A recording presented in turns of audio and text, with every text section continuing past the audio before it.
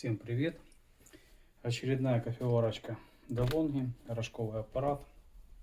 Он не продавливает воду через холдер. Я его уже включал, посмотрел так вкратце. Сейчас покажу. Помпа, слышно как задавленная, не может прокачать водичку. Вот первым делом проверим. Вот отсюда у нас вода идет, она значит накачивает. И видно, вода идет. Помпа качает, но не может прокачать через клапаночек снизу. Сейчас мы посмотрим состояние клапаночка. Возможно, там просто все забито уже. И продолжим. Сейчас я покажу. Ну, начнем с разборки, такой с элементарной, а дальше будем продолжать. Я выключаю с розетки его.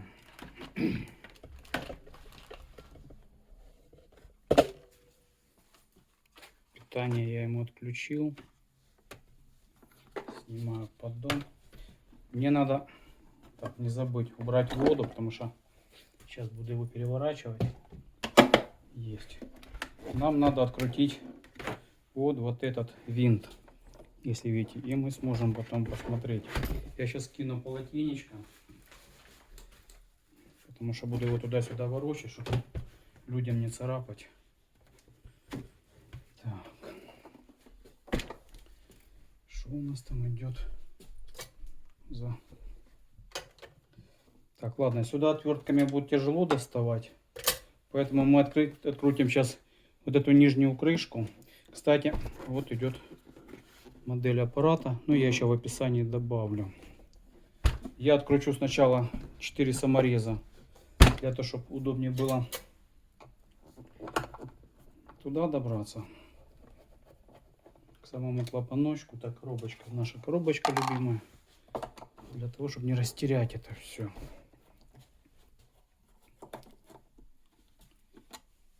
Аппарат простенький, хотя бы ничего такого спрятанного в нем нету.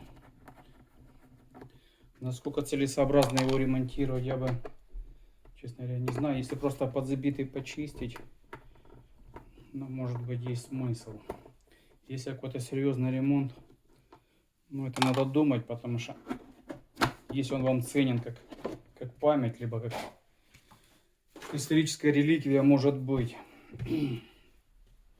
Так, здесь мы получили доступ к шлангам, видим помпу, таких каких бы явных потеков нету.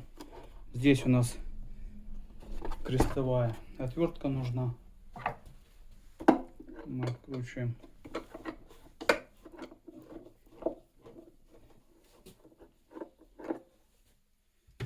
Так, открутили винтик, чтобы не потерять. Ну, немножко есть, но на просвет просвещается, поэтому, как бы, скорее всего, навряд ли из-за нее, из-за сетки. Сетку мы почистим. Здесь у нас, смотрите, здесь вот клапан запирается вот такой деталью. Она идет под такую отверточку. Так, неудобно левой рукой, но так, чтобы вам видно было, видите, да? Откручиваем. Упс. Водичка под давлением была. Полотенечко, кстати, пригодилось. Сейчас оно выльется. К этому будьте готовы, когда так откручиваете, потому что может горячей водой брызнуть. Так, где у нас клапаночек? Вот мы все вытянули. Вот мы поддеваем. Пружинка. И вот с таким клапаном. Как вам ее показать? Давайте вот так вот, чтобы вы видели. На черном фоне сейчас. Так вот. Понятно, да? Ну, поскольку вода отсюда выскочила немножко даже под давлением, я не думаю, что эта проблема была из-за этого. Сейчас мы его включим опять. Я нижний поддончик, ну, это, крышку не одеваем. Она сейчас не нужна.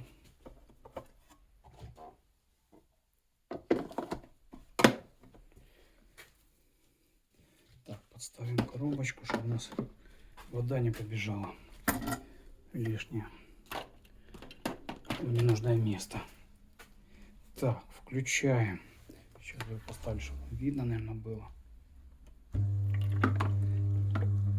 Так, у нас вода бежит, но помпа все равно как-то она задавленная. Из вариантов можно попробовать прокислотить. Взять для декальцинации жидкость, либо порошочек. И попробовать это сделать. Но у меня сильное подозрение, что, скорее всего, проблема с помпой. Потому что она даже в таком вот положении, видите, да, напрямую, как бы она совсем не хочет работать. Ну, как-то закачивает, но давление она не создает. Сейчас посмотрим, что там за помпа у нас стоит, сколько ей уже. И продолжим. Я пока выключаю. Возможно, просто помпа, опять же, вернусь, уже доисторическая. Ей нужно, кроме того, что она самотеком, как она у нас здесь пускала, ей надо продавить вот эту пружинку. Она довольно-таки упругая. Помпа рассчитана на 9 килограмм давления. А если она уже подизношена, она просто не может выдавить это давление, поэтому не продавливает пружинку. Но это, грубо говоря, система клапанов. Так, достаем воду, убираем в сторону. Опять же, аппарат несложный, тут его разбирать быстро. Поддеваем сначала ручечку. Ручечку кто-то когда-то уже снялась очень легко. Может, конечно, и сложнее сниматься, но это уже ориентируйтесь по месту. Здесь у нас вот видно два самореза, их сразу видно изначально. Если вы пользуетесь подобным аппаратом, скорее всего, вы их видели уже не один. Это выкручиваем. Так, ладно, возьмем другую отвертку.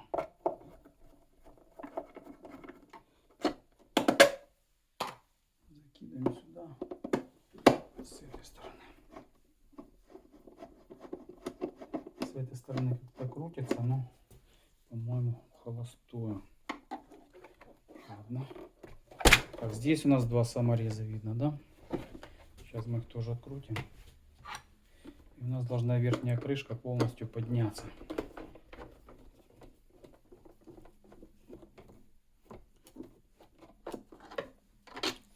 Вытягиваем саморезы.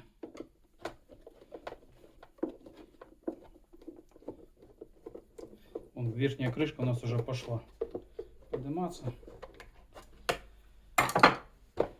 Дальше руками крутим. Все ставим. Так, все у нас поднялось, убираем в сторону. Так, что мы здесь видим? Мы здесь видим немножко ржаво. Видно, да, вот здесь? Вот немножко ржавчина и здесь. Но мокрого не видно. Когда-то, возможно, он подтекал, но может как-то заросло за счет самой ржавчины. Возможно. Вот что опять же вижу. Его уже делали. Вот снят клапан. Это дренажный клапан. Это от кофеварки Саек. Это другого производителя. Здесь стоят бочоночки. Если вы сюда добрались, вы увидите, как они выглядят. Так, оно есть тут под рукой или нет? Нет, под рукой нету. Ну, где-то лежат, ладно. Не будем дальше. Не важно. Все, нам надо сейчас вот это все вытянуть и посмотреть саму помпу. Скорее всего, просто я ее поменяю. И как поменять, мы это сейчас посмотрим. Но у меня очень большое на нее подозрение. Зашплинтовываем трубочки. У Делонги они немножко по-другому зашплинтовываются, но это уже саековская система. Я вижу, что здесь перекручено от Саека. Так, здесь мы здесь мы откручиваем от корпуса. Вот саморезик, если видите. Один саморезик, другой саморезик, третий и четвертый. Это вот эту часть держит к корпусу. Опять же, я вижу, они разные. Посему кто-то уже это все поднимал. Ну понятно, аппарат уже, ему уже лет и лет. Было бы странно, если бы он никогда еще не делался.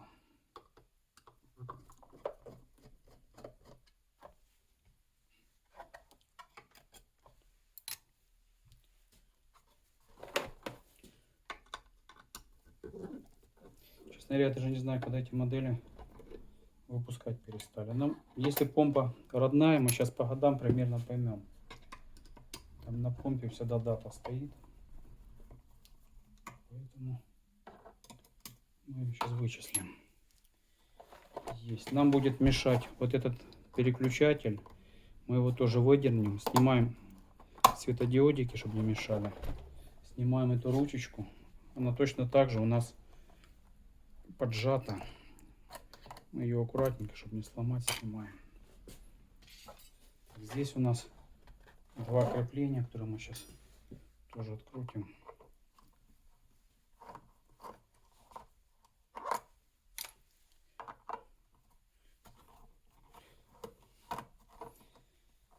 В принципе, можно как бы и с ним пытаться дергать, но зачем? Зачем мы будем провода рвать, отстегивать, запоминать, как они подключены, когда это можно отключить и все вместе вот так вот вытянуть.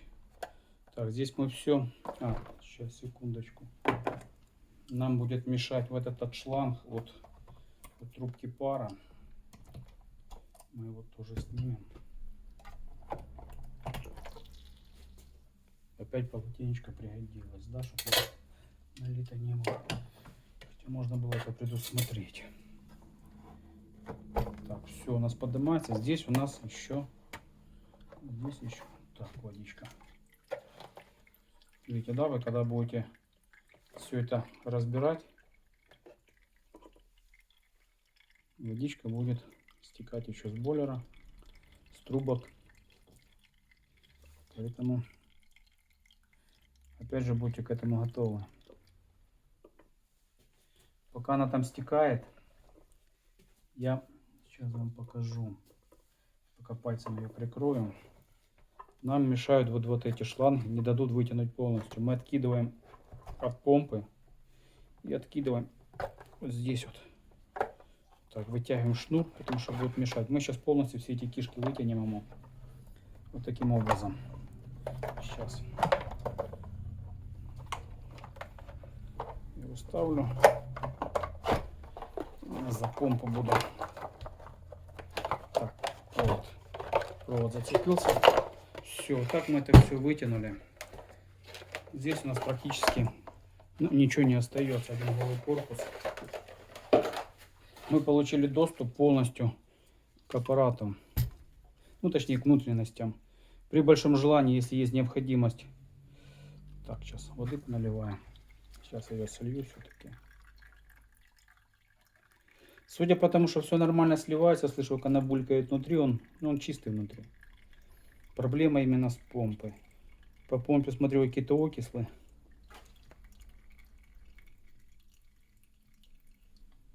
Да давай сливайся уже, господи. Полдня еще сливаться будет.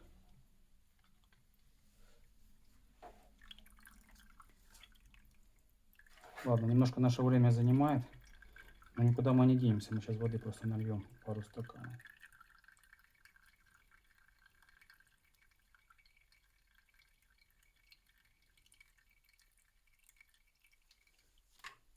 Ай. За рукава цепляется. Так, помпа. Мы сейчас снимаем эту шлангу, нам не надо. Откидываем клапан. Здесь у нас ключик на 12 обычно идет. Придерживаем. Это клапан компенсатора. Он нужен для того, чтобы аппарат тихо работал. Без него он будет тарахкотеть как трактор. Снимаем клемки.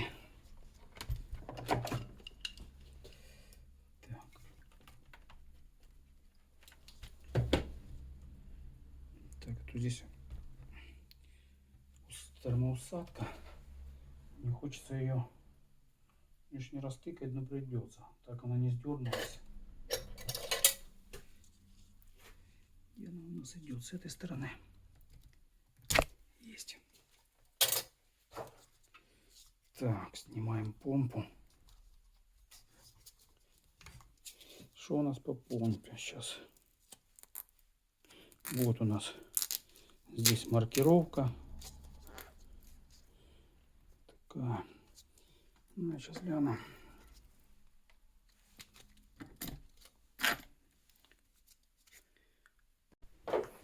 Так, ну помпа 2014 года. Как бы я не сказал бы, что она совсем старая сильно. Но помпы с пластиковым корпусом примерно так и работают. Где-то лет 10-12, ну плюс-минус. Я ставлю немного другие помпы. Практически везде. Ставлю с латунным корпусом. Торговая марка самой помпы, наверное, не так играет роль. Главное, смотрите, чтобы возможность была. Она должна на 15 бар быть. Они бывают на 15 бар, они бывают на 7 бар, как помпа подкачки, на разные аппараты. Поэтому, ну, в идеале, если вы не знаете, с чего выбрать, берите точно такую же, как указано на самой помпе. Тогда не ошибетесь точно. Поскольку я их ставлю много и часто, то я уже немножко владею этой информацией, что я делаю. Так, давайте мы сначала поставим назад амортизаторы, которые были на этом самом.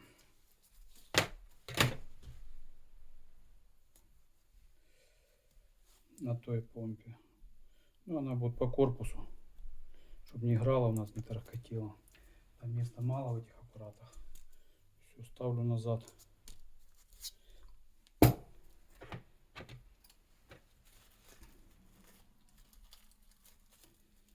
Так, эти вещи у нас тут. Я сажу на двусторонний скотч. Можно, в принципе, взять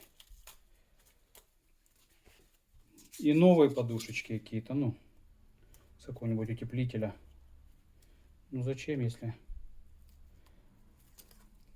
у нас есть волшебный скотч двусторонний, который прекрасно с этим справится.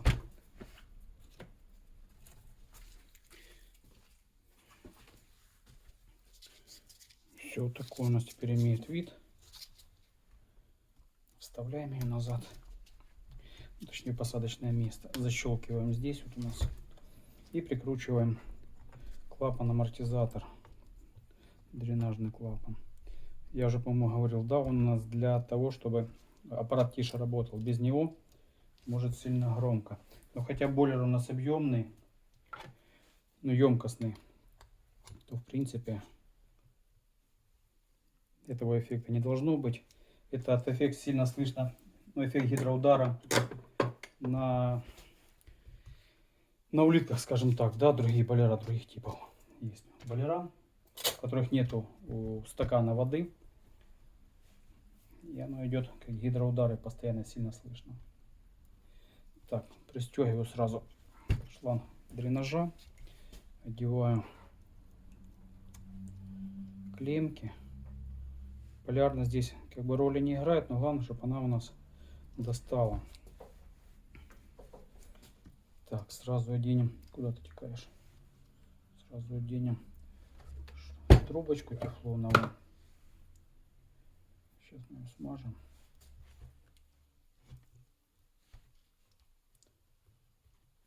Так, пристегиваем ее.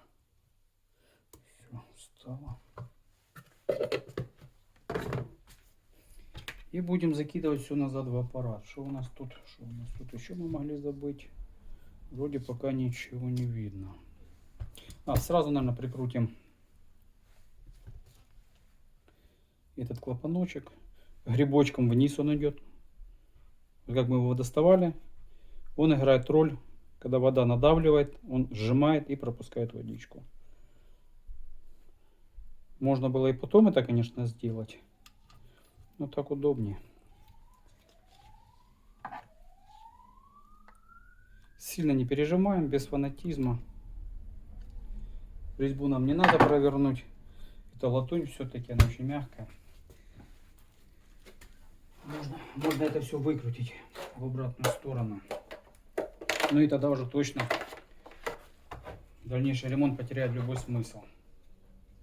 Ага, не туда я завел кабель.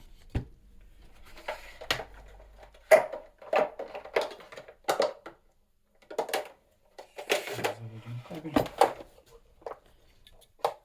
Сеточку я уже потом прикручу. В принципе, эта сетка успеет. Так, помпу ставим, чтобы она у нас ровно по корпусу вошла. Не забываем шланг дренажа запустить. И опускаем это все в посадочное место. Не забываем опять же в ушко завести шланг кипятка. Так. Вроде село все. Да. Все село на свои места. Сейчас глянем, что у нас здесь. Вытянем этот шланг. Здесь мы поставим на место. Сейчас. Я пока прихвачу сам бойлер, чтобы он у меня не скакал туда-сюда. Потому что как бы не сильно хотелось бы. Ну, может, еще придется сейчас его переворачивать, чтобы он выпадал.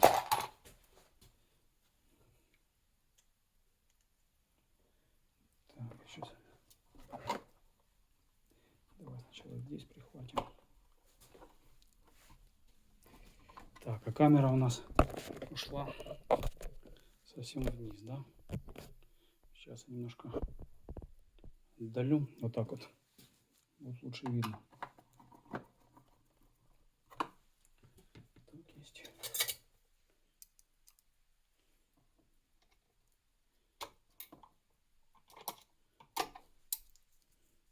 Сейчас ставим.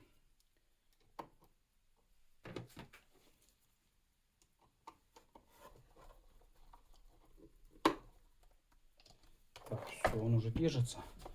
Одеваем силикон, силиконовый шланг на краник.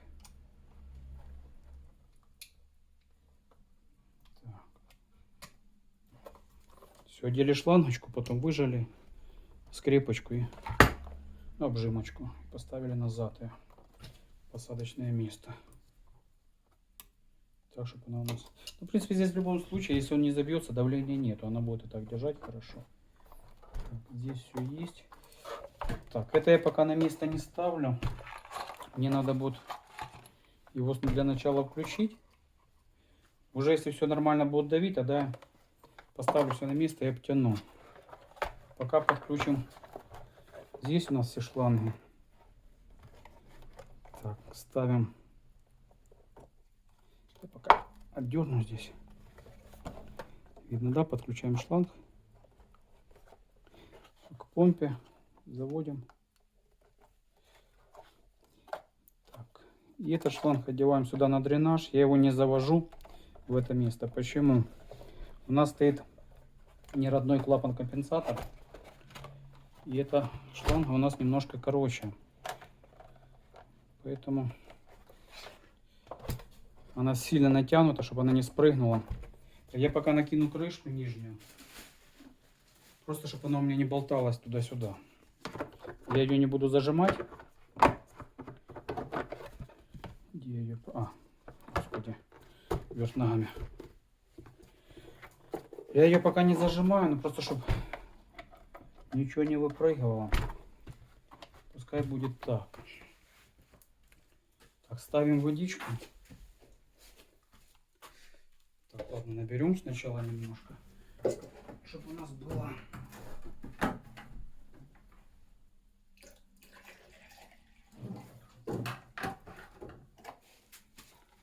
Все, вставляем воду. Смотрим, чтобы у нас никакие провода не болтались в разные стороны, чтобы не коротнуло ничего. Еще раз перепроверяем все соединения трубок, которые мы снимали, чтобы вода под давлением не понеслась никуда в стороны. Здесь, когда будете, ну если сразу не поставили, очень аккуратно, чтобы не схватить и не замкнуть на себя лишнего. Так. Мы сейчас его включим. Я заранее открываю кран. Ага, он открытый, хорошо. Для чего? Сейчас у нас пустой бойлер. Мы можем включить. Пока будем пытаться отсюда прокачать воду, воздуху будет тяжело продавливать. Вода намного лучше проходит. Тен, который у нас в воде, он может просто сгореть, пока мы будем вот эти танцы танцевать. Поэтому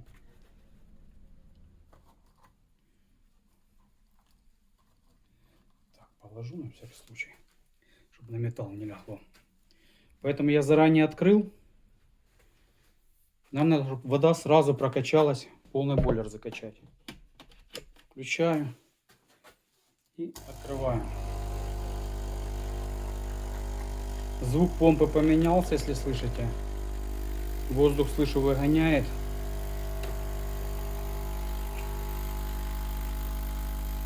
Бойлерок набирается.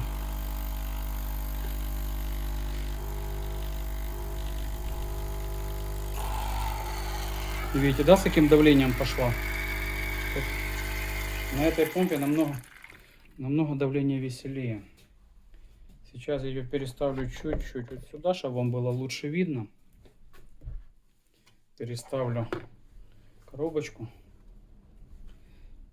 Я закрыл краник. И видите, под каким давлением уже пошла вода. Намного все веселее происходит. Все, проблема была в помпе, мы поставили новую. Можно собирать теперь. Выключаем его с розетки. Снимаем этот кран.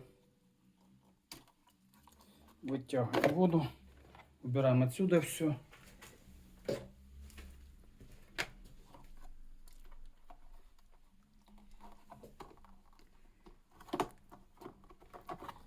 И начинаем потихоньку сборку. Я всю сборку, наверное, показывать не буду. Как бы в этом огромной необходимости как бы нету. В любом случае, вы когда разбираете аппарат, я бы рекомендовал все-таки фотографировать все, что вы, как бы не в курсе, где что стоит. Делайте фото. Это вам упростит намного дальнейшие как бы все манипуляции. Если вы откидываете какие-то проводочки, в идеале, если вы их еще и подписывать будете, а потом сфотографируете. Это очень-очень-очень вам облегчит все в дальнейшем.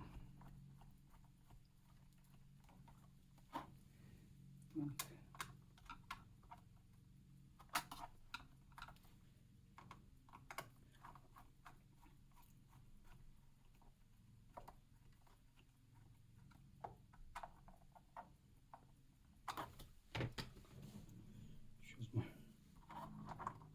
еще раз включим, проверим.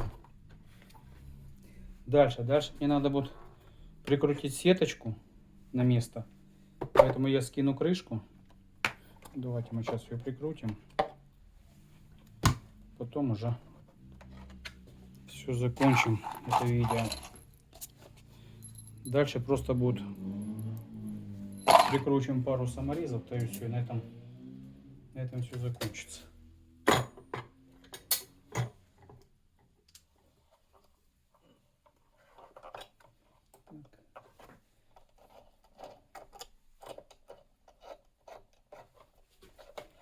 Сетку тоже без фанатизма. Нам ее сильно пережимать не нужно. Она стала на место, прижала колечко уплотнительное.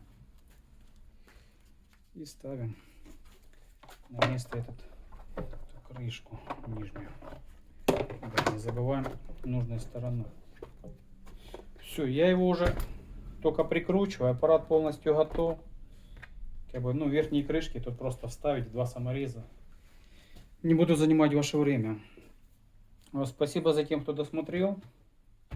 Подписывайтесь на канал. Где-то здесь у вас снизу будет ссылочка сейчас. Возможно, что-нибудь интересное, как бы еще сможете посмотреть. Все, удачи, до свидания.